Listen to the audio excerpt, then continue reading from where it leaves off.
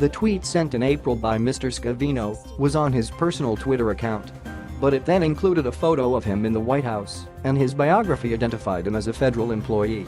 Mr. Amash wrote back that same day, "Bring it on. He'll always stand up for liberty, the Constitution, and Americans of every background," in a tweet that also linked to Mr. Amash's campaign fundraising website, also a possible violation. The Office of Special Counsel, in reviewing the tweet by Mr. Scavino, concluded that this activity violated the Hatch Act. Accordingly, we issued Mr. Scavino a warning letter, although it would not release a copy of the letter on Friday.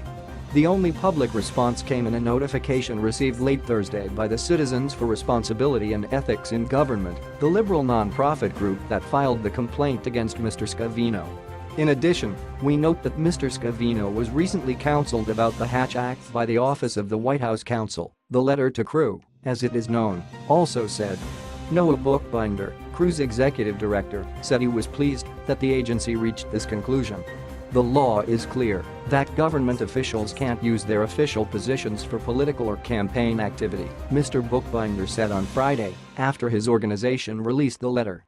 It is important to maintain real lines between government and politics, and the Office of Special Counsel's position makes clear they are going to be active to protect those lines.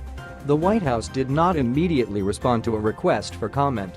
This is the second time a White House official has been reprimanded for an apparent ethics violation, with Kellyanne Conway being rebuked in February by the Office of Government Ethics for urging the public to buy products sold by Ivanka Trump's clothing brand.